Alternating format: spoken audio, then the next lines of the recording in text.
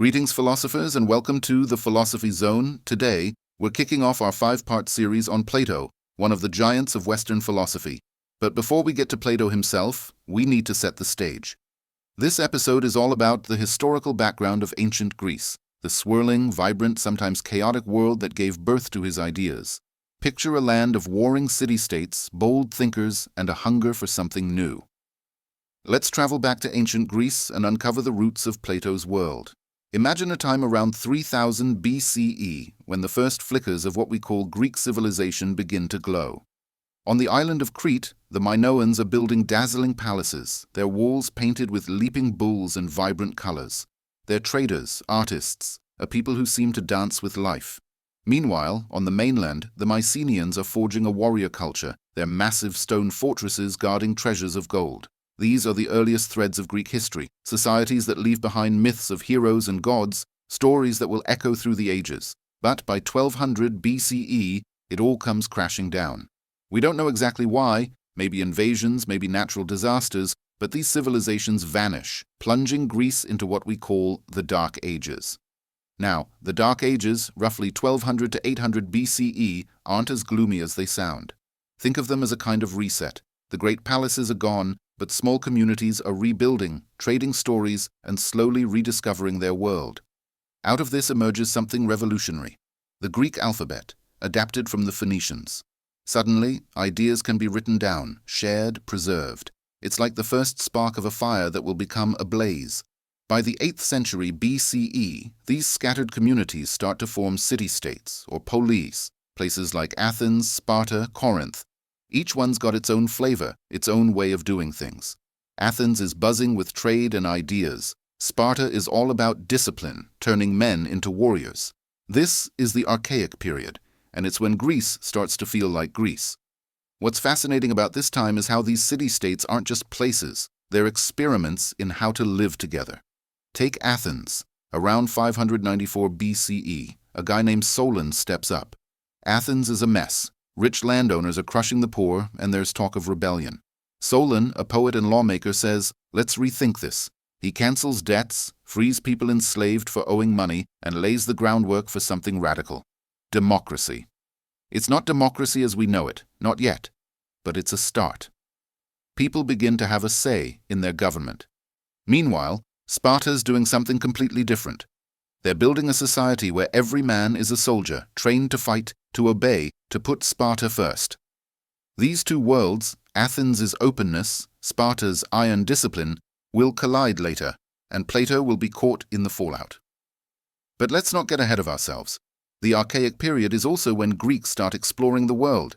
They're sailing across the Mediterranean, setting up colonies in places like Sicily and southern Italy. They're trading goods, ideas, even gods with other cultures. This is a Greece that's curious, ambitious, reaching out, and it's not just about trade. This is when Homer's epics, the Iliad and Odyssey, are written down, capturing stories of heroes and gods that everyone knows by heart. These tales aren't just entertainment, they're a shared language, a way to wrestle with big questions. What makes a good life? How do we face our fate? Now, fast forward to the 5th century BCE, and things get intense. This is the classical period, the golden age of Greece, and it starts with a bang: the Greco-Persian Wars. Picture the Persian Empire, a colossal power stretching from Egypt to India, deciding to swallow up the tiny Greek city-states. In 490 BCE, at Marathon, the Athenians pull off a stunning victory against overwhelming odds. 10 years later, in 480 BCE, King Leonidas and his 300 Spartans make their legendary stand at Thermopylae. The Greeks lose that battle, but they win the war, driving the Persians back. These victories do something incredible. They make the Greeks, especially the Athenians, feel unstoppable.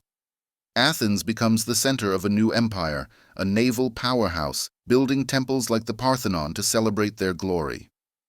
But here's the thing about glory: it doesn't last. Athens' success breeds arrogance, and soon they're clashing with their old ally, Sparta. This brings us to the Peloponnesian War, starting in 431 BCE, a brutal, decades-long conflict that tears Greece apart. Athens, with its navy and democratic ideals, versus Sparta with its land-based army and rigid discipline. It's not just a war of weapons, it's a war of ideas. And it's during this war that Plato is born, around 427 BCE, into an Athens that's both dazzling and falling apart. What's so striking about this moment is how war and crisis spark a new kind of thinking. Before Plato, there are these wild, brilliant minds we call the pre-Socratic philosophers. People like Thales, who says everything in the universe is made of water, or Heraclitus, who argues that everything is always changing, like a river you can't step into twice.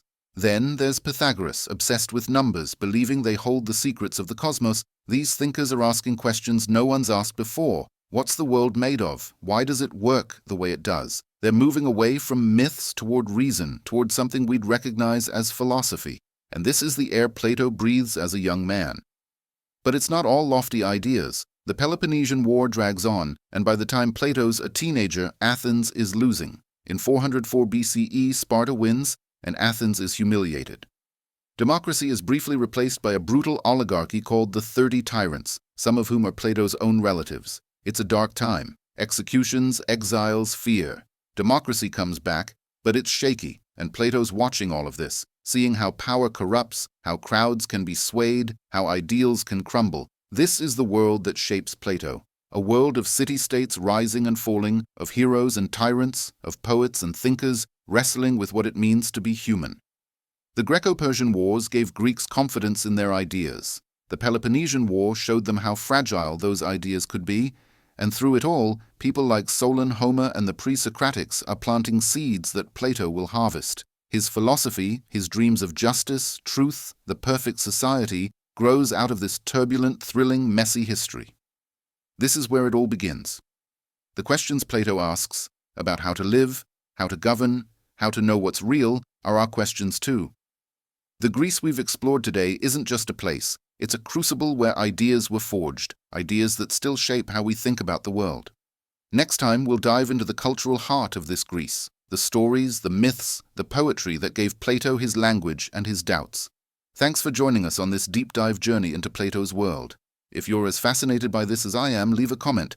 What do you think shaped Plato more, Athens' triumphs or its failures? Subscribe to the Philosophy Zone for the next episode, where we'll explore the epic literature that fired up ancient Greece's imagination. Until then, keep asking the big questions. See you next time.